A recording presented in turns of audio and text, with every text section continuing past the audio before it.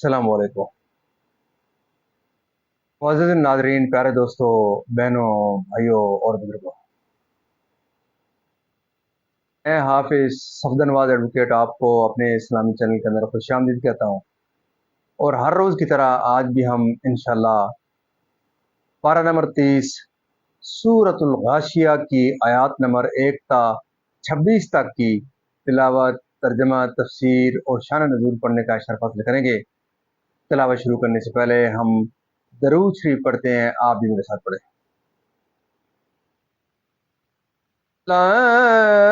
अल्लाहुम्मा सल्ली अला मुहम्मद व अला आलि मुहम्मद कमा सल्लैता अला इब्राहीम व अला आलि इब्राहीम इन्नका हमीदुम मजीद।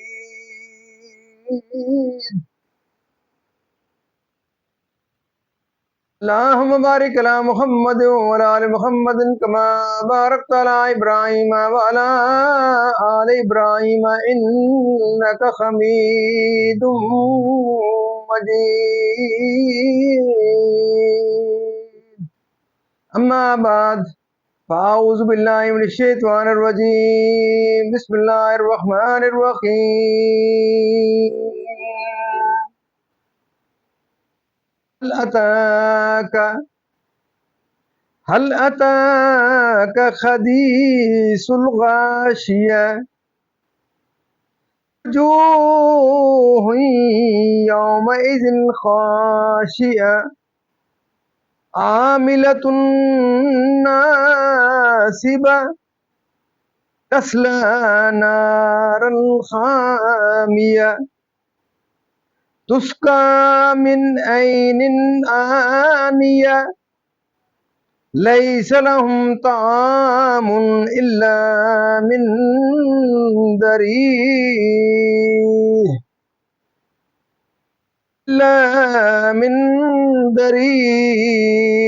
इल्ला युस्मिनु वला युगनी मिन जूह वजूहुन यौमइज़िन नाइमा लिसाइहा रादिया फी जन्नतिन आलिया ला तस्माउ फीहा लागिया फीहा ऐनुन जारिया फीहा सुरुरुम मरफूआ व अकवाबुम मौदूआ व नमारिकु मस्फूफा व ज़राबिय्यु मबसूसा अफला यंजुरून इलल इबिली कैफा खुलिकत व इलस समाई कैफा रुफिअत व इलल जिबाली कैफा नुसिबत व इलल अर्दी कैफा सुतिहत फज़क्किर इन्नमा अंत मुज़क्किर लस्ता अलैहिम बिमुसैतिर इल्ला मन तवल्ला व कफर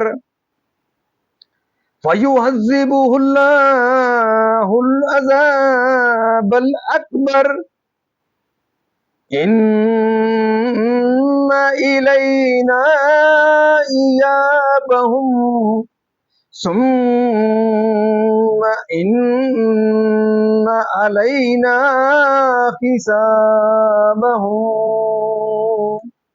सदकल्लाहुल अज़ीम। तर्जमा।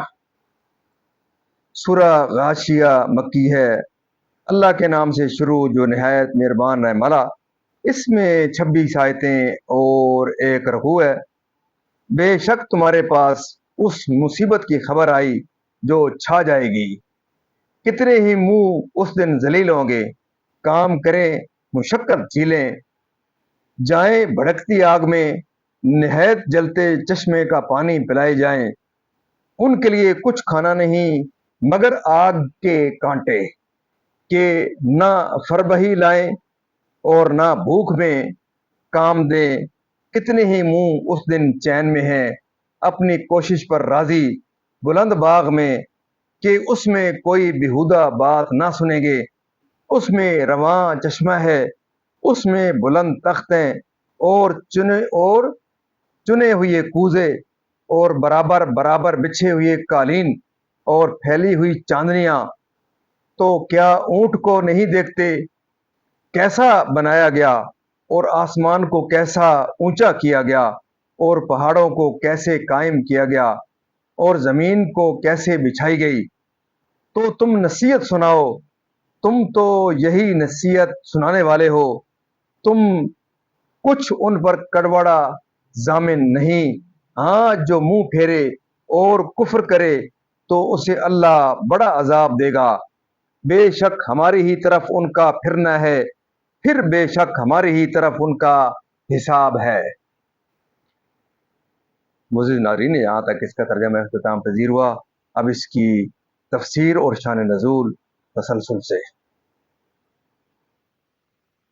سورہ غاشیہ مکیہ ہے۔ اس میں ایک رکوع، 26 آیتیں، 92 کلمے، 381 حرف ہیں۔ اے سید عالم صلی اللہ علیہ وسلم، خلق پر مراد اس سے قیامت ہے، جس کے شدائد و احوال ہر چیز پر چھا جائیں گے، جس کے شدائد و احوال ہر چیز پر چھا جائیں گے۔